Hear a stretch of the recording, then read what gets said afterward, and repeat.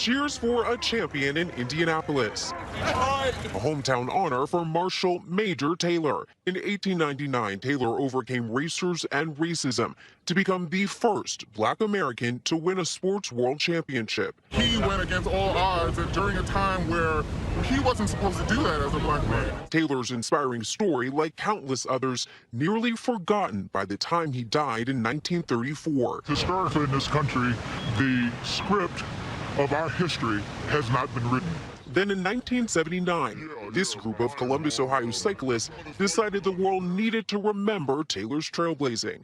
I was at a bike shop that happened to have a publication, had a picture of Major Taylor on the front, all these world records, and no one had ever even heard of him. They started the first ever Major Taylor Cycling Club. Today, there are nearly 5,000 riders in almost 90 clubs around the world.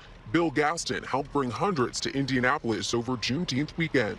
What was it about Major Taylor's story that was so jaw-dropping? When you think cycling, at least for me, when I thought cycling, I would think Lance Armstrong. I don't see people that look like me. I'm hoping his legacy will change lives. An exhibit at the Indiana State Museum highlights both the good and the bad of that legacy. Bigotry drove Taylor from competitions in America, forcing him to race overseas. So he broke cycling records around the world, even while many still believed the color of his skin made him less than human. This is Friday morning, and I am still writing your letter.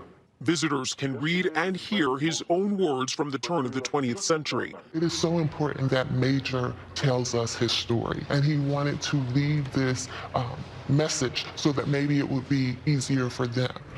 For these riders today, Taylor's example is a guide through some of the same roadblocks he faced more than a century ago. He talked about having an even playing field where everyone would have the same opportunities and be able to be successful in life. A champion from the past, paving the way for a new generation.